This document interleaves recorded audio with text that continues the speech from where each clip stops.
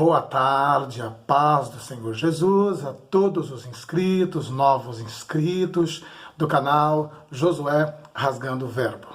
Eu gostaria de estar trazendo uma reflexão a respeito deste caso tão terrível, tão horrível, que está abalando a estrutura do meio evangélico, que está causando uma repercussão nacional e até internacional. Na realidade, cada fato que a gente vai ouvindo, a gente fica arrepiado. São verdadeiros contos de terror. Poderíamos chamar isso de uma história de sexo, droga e rock and roll. É um negócio monstruoso, verdadeiramente, é um negócio repugnante, mas nós devemos entender que Deus já deixou avisado que nos finais dos tempos essas coisas aconteceriam. E eu gostaria de trazer algo da parte de Deus, embasado nisso que está acontecendo, e também frisar a respeito de que há 2 meses atrás, neste canal aqui, Deus nos deu por misericórdia uma profecia que falava a respeito disso. Eu vou passar para você daqui a pouco onde está essa profecia aqui na playlist e vocês vão ver e vão conferir. Há 2 meses atrás, Deus falou de uma maneira bem clara e objetiva, tá bom? Eu vou passar já para você onde está essa mensagem aqui, tá bom?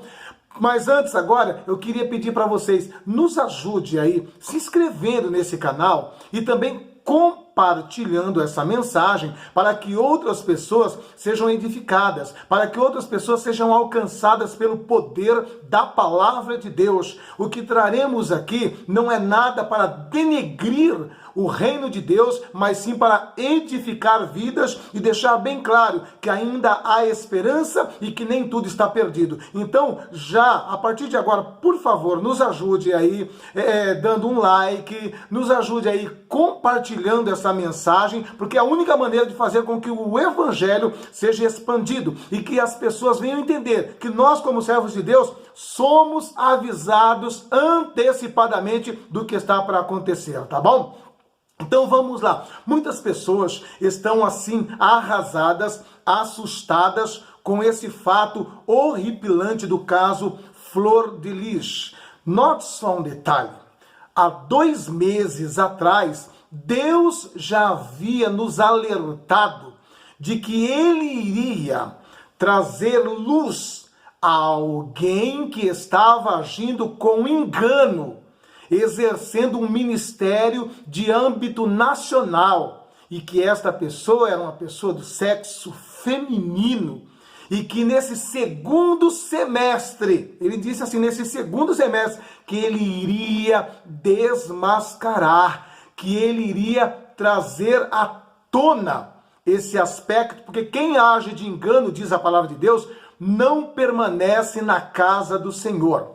E agora, é óbvio que não adianta ficar atirando, não adianta ficar pisando em cima da Flor de Lis. Ela já está caída, ela já está no chão, ela já está no pó. Cabe a nós agora orar para que ela venha se arrepender, para que ela venha entrar pelo caminho da verdade, porque até pelo que consta, até agora não houve arrependimento. A pessoa continua declarando que é tudo mentira, que é calúnia, que é um engano, quando há provas abundantes contra ela. Contatos telefônicos, mensagens telefônicas e coisas do gênero. São coisas terríveis. Agora o que acontece é que nós, como servos de Deus, precisamos, nesse momento, nos preocupar muito mais com as crianças que estão dentro daquela casa, com dezenas de crianças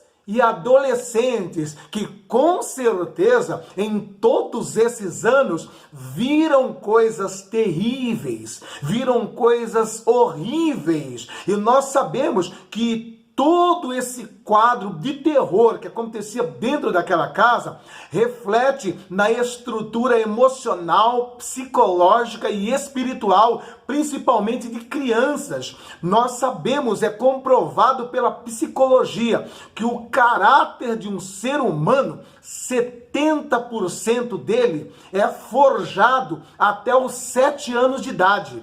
E esse caráter é forjado muito mais pelo que a criança vê do que pelo que a criança ouve. Você já imaginou o que essas crianças viram dentro daquela casa? Nós já sabemos, é comprovado, que havia uma acepção muito grande ali, não eram todos tratados como filho, havia um grupo muito restrito que eram tratados como filho e que tinha até uma geladeira especial, que tinha uma refeição diferenciada.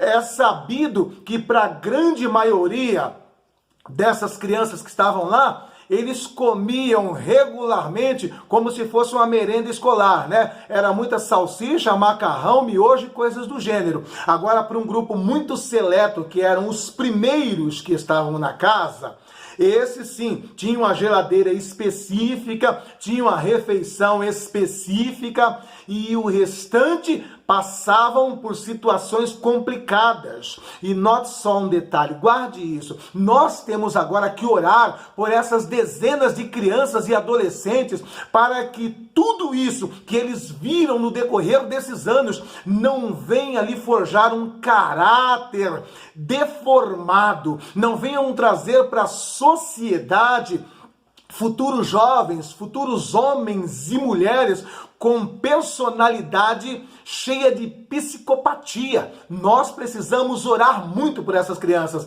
Nesse momento, cabe a nós, como servos de Deus, pensar que são mais de 30 crianças e adolescentes que estão ali dentro. 30 crianças e adolescentes que viram coisas terríveis e que ficarão traumas que só Deus pode tirar. E eu e você temos que lembrar agora dessa criança. Esquece um pouco a Flor de Lis, ela vai dar conta de tudo isso diante de Deus, não só pelo ato de que cometeu esse crime, mas principalmente pelo escândalo que ela está promovendo no reino de Deus. A palavra de Deus diz assim: é lícito que venha o escândalo, mas ai daquele por quem vem o escândalo. É lícito que venha o escândalo, mas ai daquele por quem vem o escândalo. Então, nós não precisamos mais pisar em cima dela, tripudiar em cima dela, porque ela já está caída. Nós temos que orar para que ela se arrependa, confesse o seu pecado, confesse o seu crime, pague o que tem que pagar diante da lei dos homens e através do arrependimento sincero de coração, ela venha ter uma nova oportunidade de se levantar, pelo menos espiritualmente, porque ministerialmente eu creio que é quase impossível. A possibilidade está perto de zero dela se levantar ministerialmente. Mas vamos orar para que ela se levante espiritualmente, pelo menos. E vamos agora focar muito mais nessas crianças e nesses adolescentes, para que não venham ter as suas vidas totalmente deformado, o caráter de vocês, dessas crianças, distorcido, o caráter dessas crianças destruído, a personalidade dessas crianças. E somente Deus pode reverter essa situação.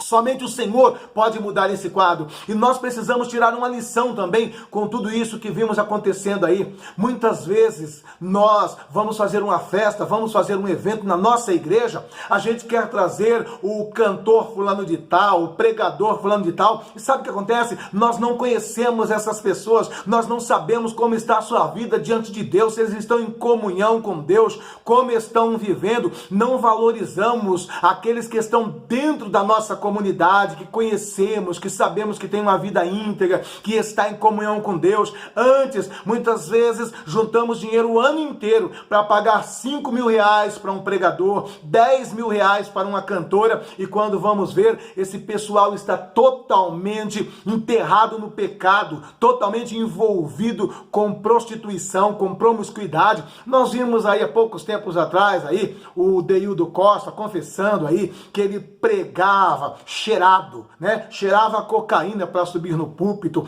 Lá em Camboriú, que é chamado de vitrine dos grandes conferencistas, né? O próprio pastor Cisino, que já está em saudosa memória, ele fala que ali haviam pessoas, né, que saíam do altar e iam tomar uísque, iam beber, ou até mesmo que subiam no altar, né, bêbado, alcoolizado, drogado para pregar a palavra de Deus. Tem muitas pessoas que têm assim, sabe, uma vaidade enorme de falar assim, eu vou fazer um evento e vou trazer um pregador de Camboriú. Meu irmão, Camboriú não é mais referência para ninguém e para nada. Eu estou correndo. Quando fala que é pregador de Camboriú, eu estou correndo. Eu falo, não, obrigado, não quero saber. Eu abro mão. Sabe por quê? É sabido por todos aqueles que vão pregar ali em Camboriú, na realidade não pregam porque são usados, porque tem unção, porque tem virtude. Eles pagam uma quantia para pregar porque ali se tornou uma vitrine. A pessoa sabe que se ele colocou no seu currículo que é pregador de Camboriú, aí o seu cachê salta para 2, 3, 4, 5 mil reais, né? Enquanto não é de Camboriú, né? Ele vai pregando por amor e prega para receber as ofertas. Mas depois que ele paga um cachê lá, faz um investimento na sua carreira ministerial com uma oferta de 20, 30, 40, 50 mil reais lá, porque o preço é de acordo com o dia, é de acordo com o auditório, é de acordo com o público, tem um preço que se paga para pregar lá, aí então ele sai dali e o seu cachê salta para esses valores astronômicos. Então, em nome de Jesus Cristo, perca essa vaidade, tire da sua vida essa ilusão com pregadores de Camboriú. A grande maioria ali estão caídos, estão envolvidos com pecado, prostituição, bebedice, drogas e coisas do gênero. Em nome de Jesus Cristo,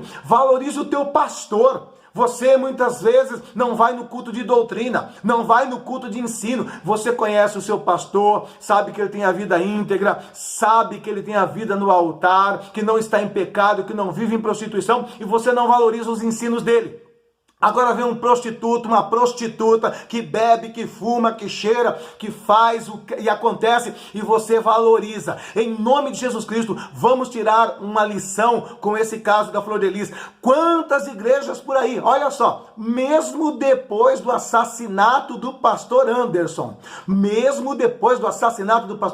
quantas igrejas por aí estavam levando a Flor de Lis, dando oferta, pagando para ela cantar, pagando para ela pregar, e não abrindo espaço para um obreiro de dentro, não abrindo espaço para um pastor de dentro do ministério. Em nome de Jesus Cristo, vamos aprender isso com esta ocorrência da Flor de Lis. Vamos valorizar aqueles a quem conhecemos. Vamos valorizar aquele a quem nos dá testemunho. Em nome de Jesus Cristo, eu não estou aqui como um pastor de desigrejado, dizendo que você não tem que ter igreja, que você não tem que ter pastor. Existem pastores que roubam, existem pastores que se prostituem, existem pastores que adulteram. Existe, mas não podemos generalizar. Assim como existe pastor, existe padre, existe pai de santo, existe mãe de santo, e por aí vai. Nós não podemos generalizar. Não é por conta de uma cantora ou pastora como a Flor de Lis e outros mais por aí, que nós vamos generalizar e dizer que toda essa estrutura está corrompida, que tudo está perdido.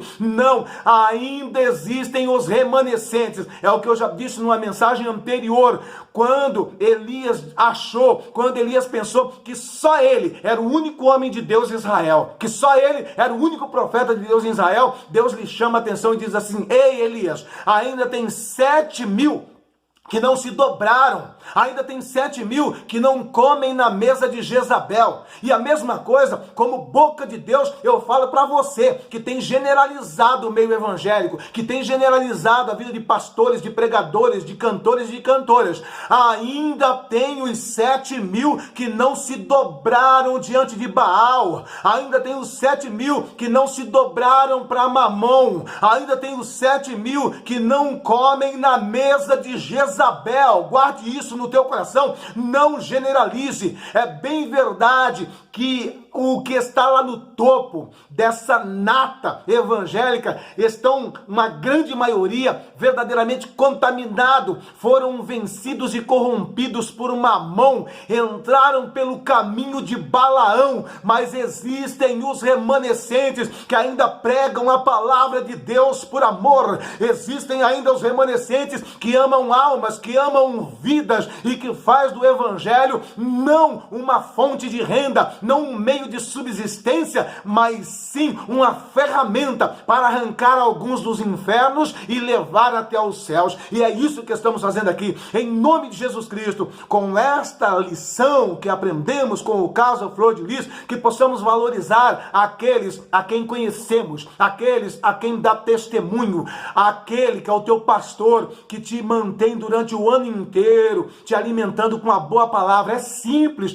mas é uma palavra genuína, sai da boca de um homem de Deus ungido, que tem a vida no altar. É simples, mas é o que te sustenta, é o que te alimenta. É ele que visita a tua casa quando você está enfermo. É ele que vai até o hospital quando você está internado. É ele que vai fazer o culto fúnebre quando um ente querido parte para a eternidade.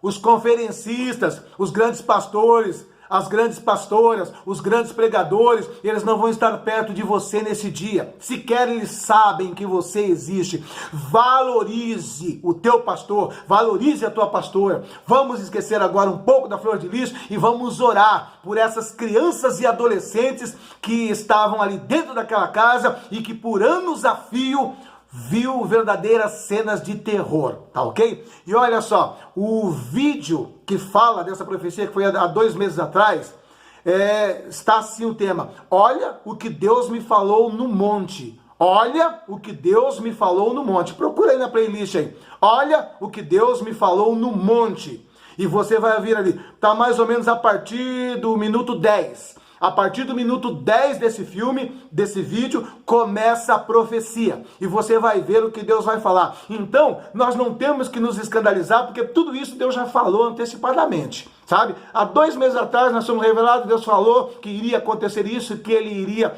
fazer com que essa pessoa que estava agindo de engano, né, fosse desmascarada. Então, olhe lá, confirme esse vídeo e compartilhe esse vídeo para as pessoas, para elas saberem que Deus sempre avisa antecipadamente, que nenhum de nós somos enganados ou somos iludidos, amém? Em nome de Jesus Cristo, compartilhe também essa mensagem, dê o like e se inscreva no nosso canal em nome de Jesus, amém? Aprenda com essa lição, que o nome de Jesus seja glorificado através da vida de todos vocês. Um forte abraço.